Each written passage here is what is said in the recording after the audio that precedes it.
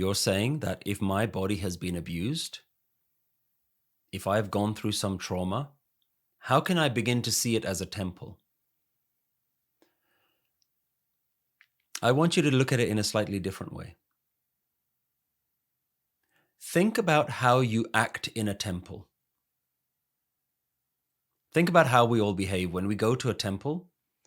Everything changes about our demeanor. We start speaking softly.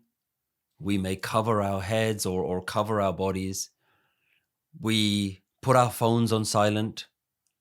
And all of a sudden, we start acting in a far more saintly and meditative manner because we know that we're in the presence of something holy. So it is not about how can I treat my body as a temple. I would say to you, treat your body as a temple. Start to now imagine, what if this is actually a temple? Think about a temple, right? When you go to a temple, what's the difference between a temple and your own home? In your home, you say, this is my home. I belong here. So when I come home, I just throw my shoes off. I put my feet on. I put my feet up. I sit back. I relax. This is my home. I'm the king here. When you go to a temple, it usually belongs to a deity, a god. It belongs to some holy being of some sort. So you can't behave in the same way.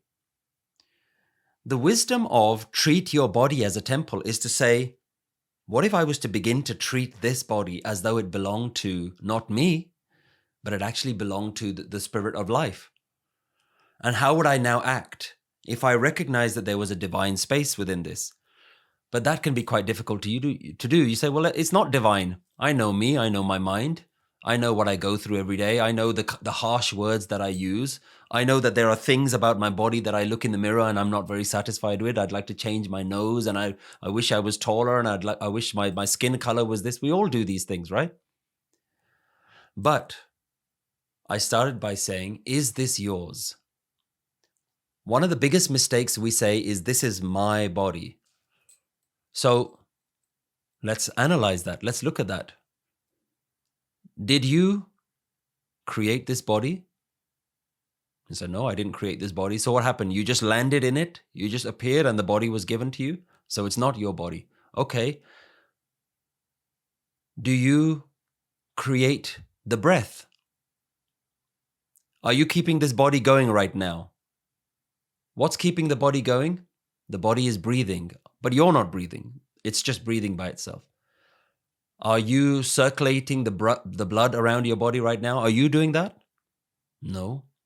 Are you pumping the heart? No, I'm not doing that. When you were a child, were you responsible for how tall you grew? Were you growing your body? No. So how can you tell me this is your body? This is a gift. This is a gift that's been given to you. And the spiritual masters have always told us this is much more than a gift. This is actually a temple. And once you begin to recognize that this is a temple, you will start to now think, well, how do I act in this temple? This is a vessel that has been created by the greatest force in the universe. Think of all of the technology that we have in life today. Can anything create this? Something as wonderful? Till today, they say the brain, the human brain, is the most complicated thing in all of the universe that we've come across. Just this in here.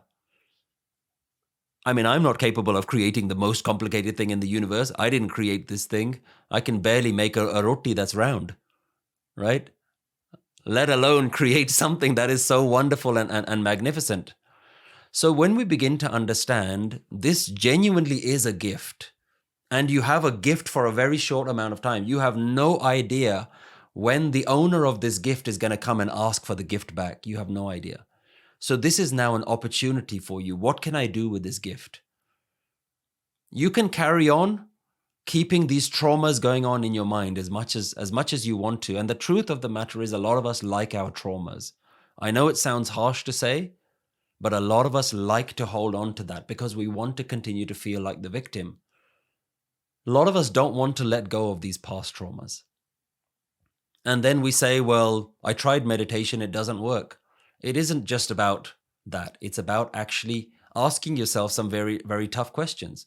Can I let go of this? And can I now start to act as though this is a temple? And you will start to see things very different when you see this body as Haramandir, as a divine temple. Start to see this as think about how you act if you were in the Golden Temple right now, and do that within your own body. Start to treat this as a sacred space, and then everything becomes sacred. If you're in a temple, you wouldn't use harsh words. If you go to the Gurudwara, if you go to a church, if you go to a holy space, you don't start swearing and start using harsh words. You don't dart around your eyes and start looking at other people lustfully. You wouldn't like it if somebody starts having a conversation with you. Oh, look what he did. Look what you said. Hey, I'm not here for that. I'm in a temple. I'm here to get rid of all of that noise of the world, and I'm trying to get myself into a meditative space. That's why I've come to the temple. But you're in a temple. So when you're in a temple, now ask the question, how do I speak? What should I listen to? What should I look at? And then you start to address the habits in your life. What am I following on social media? Is this adding to my meditative space? Is this worthy of this temple? What am I binge watching on my streaming services? Is this worthy of this temple? And that starts to become really difficult. You say, yeah, but I quite like that Netflix series. I wanted to get to the finish because it's only now started. I'm in the second series and it's getting really exciting. I'm not telling you not to watch. I'm telling you to reflect on yourself. Is this worthy of the temple that you've been given?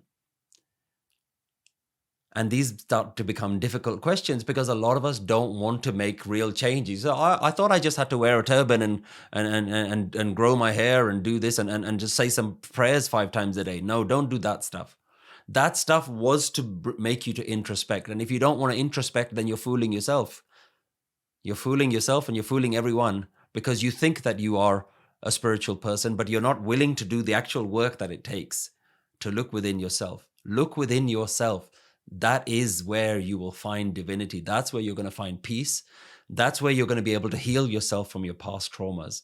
If you go within yourself and start to be willing to change your characteristics, change how you are.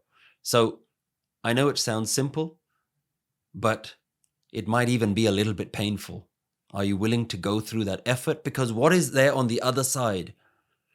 Guru Nanak says, Balhari gur apne, Deohari sadvar, Jin manas te devte kiye. I bow down to the Guru 1,000,000 times a day, who transformed me from being a individual, a ordinary human being, into a God. The beauty about treating your body as a temple is it will transform you into a God. You don't have to bow down to some other gods. You will become a God, God-like, because the Guru that you have is God-like. The Guru that you have is the highest Devta. Gur jaisa nahi ko dev. There is no other God like this Guru. Because why? Because he makes me into a God. That's what's available to you. This is what is on offer to you. You have the ability, like you watch these superhero movies, somebody doesn't know that they're a superhero and all of a sudden they get these powers and they don't know what to do with themselves. That is what is available to you.